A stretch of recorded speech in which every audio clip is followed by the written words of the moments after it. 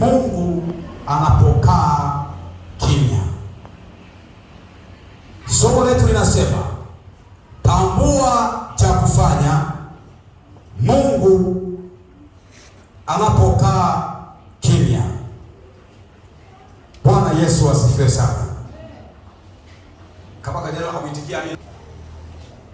Ambapo unaweza ukaomba, unaweza ukamlilia sana Mungu, unaweza kujinyenyekesha sana mbele za Mungu, unaweza ukufunga na kuomba sana, unaweza kuhudhuria mikesha sana, unaweza ukalia machozi sana, lakini bado mbingu zimekaa kimya juu ya tatizo lako, lakini bado mbingu zimenyamaza kimya juu ya haja yako.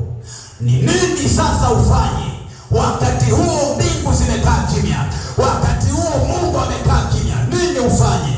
Tambua cha kufanya.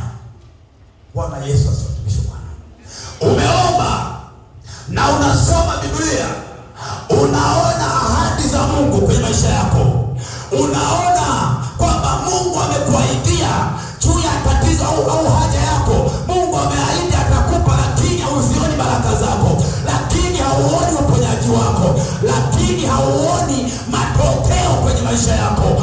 Nini cha kufanya? Mbingu zimekaa kimya, Mungu amekaa kimya. Nini sasa ufanye? Nini cha kufanya? Nini cha kufanya? Tutakwenda kuangalia mambo manne ya kufanya. Mambo manne ya kufanya. Jambo la kwanza, usimfundishe Mungu cha kufanya. Jambo la kwanza, usimfundishe Mungu cha kufanya. Unaweza ukaona kana kwamba Mungu hasikii maombi yako.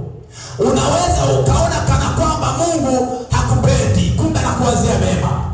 Unaweza ukaona kwamba labda una dhambi nyingi sana ndio maana Mungu hakusikii. Hapana. Ila kuna majira na nyakati ambapo Mungu ananyamaza kimya. Unaweza ukaona kama umesahauliwa, kumbe bado haujasahauliwa. Unaweza